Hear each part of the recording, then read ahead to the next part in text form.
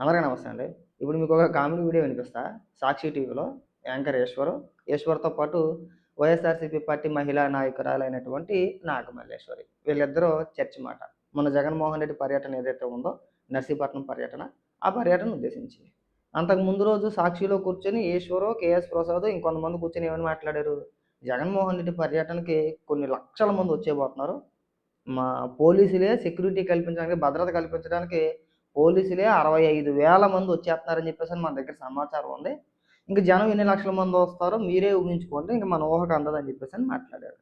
ఈరోజు ఈ డిబేట్‌లో మహా అయితే ఓ 1,00,000 మంది వచ్చుంటారండి అని వాళ్ళే మాట్లాడుతున్నారు. పైగా అయ్యన్న పాత్రుడు గారేమో దుబాయ్ పారిపోయారంట.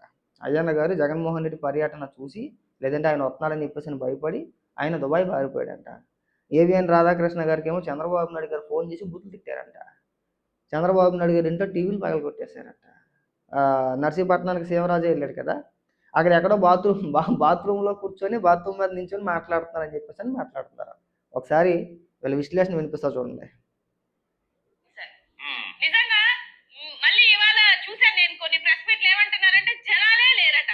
మీరు ఒకసారి ఆ ఏబిఎన్ ఛానల్ కి సంబంధించిన ఇవాళ వాళ్ళ హెడ్లైన్స్ చూస్తే ఎంత సిగ్గుగా జనాలు వచ్చారు, పోలీసుల మాట వినట్లేదు, పోలీసు కంట్రోల్ చేసినా వినట్లేదు, పోలీసుల మీద దురుసుగా బిహేవ్ చేశారు అని చెప్పి జనసంద్రంతో ఉన్నటువంటి ఫోటోలన్నీ నేను ఏబిఎన్ ఛానల్లో వేసి చూపించారు. ఇవాళ పొద్దున్న లేస్తే జనాలే లేరు, అట్టర్ ఫ్లాప్ షో అని చెప్పుకొని తింటుంటారు. అంత లైవ్ ఇచ్చేసి అంత జనాన్ని చూపిస్తే మీకు అర్థం కావట్లేదు. అక్కడ అంత జనాన్ని ఏబిఎన్ ఛానల్ ముందుగా లైవ్ ఇచ్చి చూపించడం వల్ల కొందరికి ఆగ్రహం వచ్చి ఉంటుంది. కరకట్టలో ఇంట్లో కొన్ని టీవీలు పగులుంటాయి, సోఫాలు పగులుంటాయి. ఇంకా మాత్రం లెక్కేసుకుంటే జగన్మోహన్ రెడ్డి బెంగళూరు పంపలో కూర్చొని రోజు టీవీలు పగల కొట్టుకుంటా కూర్చుంటున్నాడా? అసలు ఏముందని చెప్పేసి అని భయపడిపోవడానికి టీవీలు పగల కొట్టేస్తానికి నెలలో ఒకసారి వస్తాడు, మా అయితే 2 సార్లు వస్తాడు.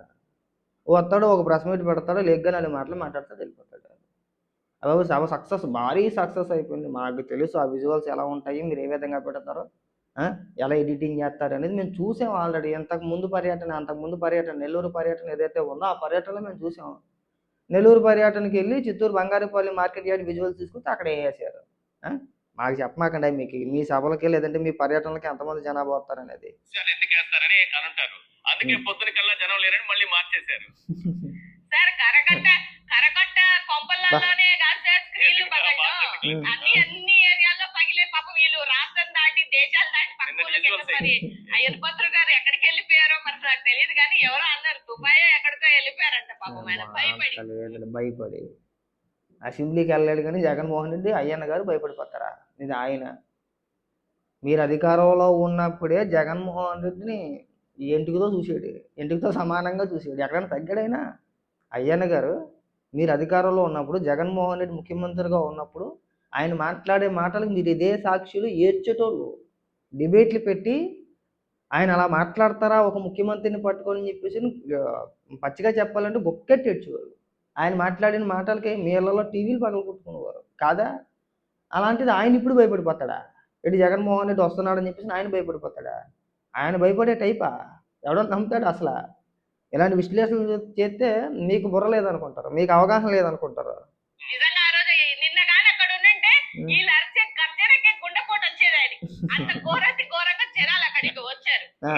నాకు తెలిసినటువంటి ఇన్ఫర్మేషన్ ప్రకారం అంటే చంద్రబాబు నాయుడు గారు ఫోన్ చేసి ఇంకా పచ్చి బూతులు తిట్టారంట అయ్యన్న పత్రికారు. ఒరే నువ్వు ఉండకుండా ఉండే వ్యక్తిని ఏదో రామకృష్ణ అనుకోని పెద్దోడివి అలా ఉండక నువ్వు ఛాలెంజ్ ఇసరడమేలా, అనవసరంగా ఆ ఛాలెంజ్ సీరియస్ గా తీసుకోవడమేలా, ఇవాళ ఇంత రచ్చ చేయడానికి పోలీసుల్ని తిట్టించడానికి కారణం ఎవరు సార్? బాబు మన పార్టీలో ఏం జరుగుతుందో మనకు తెలియదు, కానీ చంద్రబాబు నాయుడు గారు అయ్యన్న గారికి ఫోన్ చేసి బూతులు తిట్టాడా? నీకున్న ఇన్ఫర్మేషనా? అది ఒక్కేం కదా, మనకు సరిగా అవగాహన ఉండదు, మళ్ళీ ఇన్ఫర్మేషన్ ఒకటి. ఆ ఇన్ఫర్మేషన్ మీకు సరిగా ఉంటే 151 నుంచి 11 వస్తాయి. ఇలాంటి పనికి మాటలు చెప్పాలంటే మేము కూడా 100 మాటలు చెప్పేస్తాం కదా.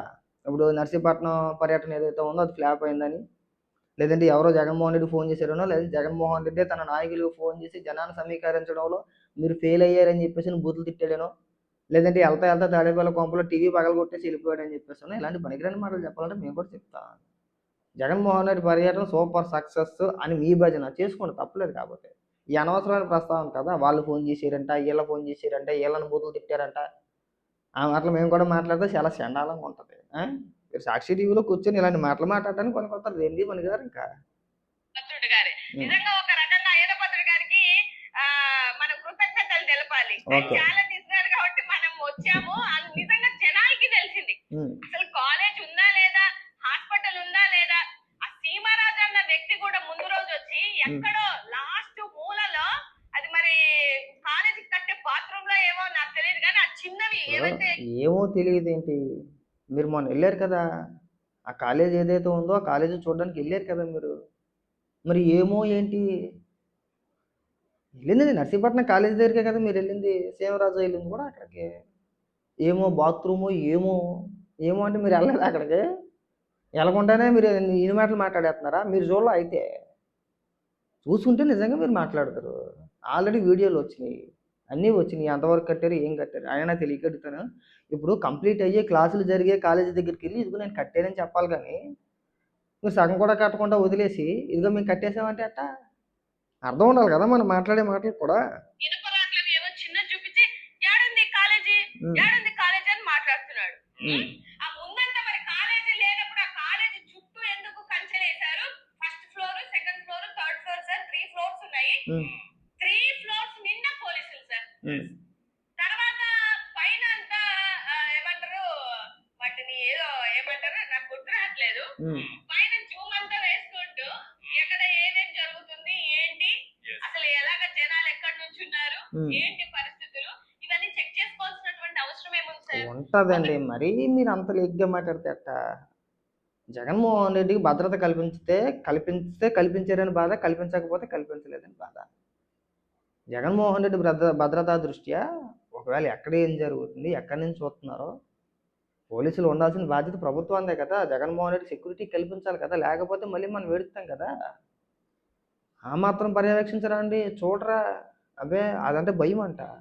ఒకవేళ ఎవరో లేకపోతే పోలీసులు లేరని చెప్పేసి వీళ్ళు ఏడుస్తారు, ఉంటే ఉన్నారని చెప్పేసి ఏడుపు. ఇదొక దిక్కుమాల విశ్లేషణ. నేను ఏమంటున్నాను అంటే మీ ఇంటెలిజెన్స్ రిపోర్ట్ ఇచ్చినట్టు లెక్క ప్రకారమే చూస్తేనే 65,000 అన్నారు.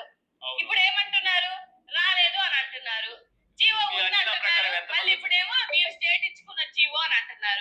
అక్కడ నీ డబ్బులు హెచ్చించి చేయలేదు అంటున్నారు. మళ్ళీ ఇప్పుడేమో మీరు చక్కగా కట్టలేదు, డబ్బులు మీరు హెచ్చించలేదు అని మాట్లాడుతున్నారు. మీరు చెయ్యండి పోనీ, మీరు అన్నట్టుగానే జస్ట్ 5,000 కోట్లు హెచ్చిస్తే నాగమల్లేశ్వర గారు మీ అంచనా ప్రకారం నిన్న ఎంత మంది వచ్చి ఉంటారు నర్సీపట్నం టూర్కి?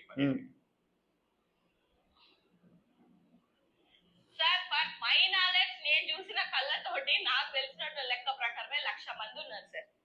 లిటరల్లీ అయిపోయా. మీరు అదే సాక్షిలో కూర్చొని ఈశ్వర్ గారు, కేఎస్ ప్రసాద్ 65,000 మంది పోలీసులే వస్తున్నారని చెప్పి సమాచారం అన్నారు. నా లెక్కలు లెక్కైతే జగన్మోహన్ రెడ్డి పర్యటనకు వచ్చింది 35,000 మంది. దాన్ని మీరు వదలగొట్టేస్తున్నారు ఇక్కడ, అంతేనా? అంతకుమించి ఏమీ లేదు. వాళ్ళు మాట్లాడిన మాటలే. ఆ ఈశ్వర్ గారు సాక్షిలో ఆ ప్రసాద్ కూర్చొని పోలీసులే 65,000 మంది వస్తున్నారని చెప్పేసి మనకు సమాచారం ఉందని వాళ్ళే చెప్పారు. ఇవాళ మీరు 1,00,000 మంది అంటున్నారు, మొత్తం వచ్చింది జనం పోతే 35,000 మంది వచ్చారు. దాన్ని మీరు ఇక్కడ భజన చేసేస్తున్నారా?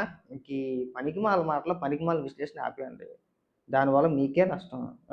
ఇక్కడ వాళ్ళు ఫోన్ చేశారంట, వీళ్ళు ఫోన్ చేశారంట, ఊహాగానాలు నేను మాట్లాడమన్నా 100 మాటలు మాట్లాడతా, దానివల్ల ఉపయోగం ఉండదు, గుర్తుపెట్టుకోండి.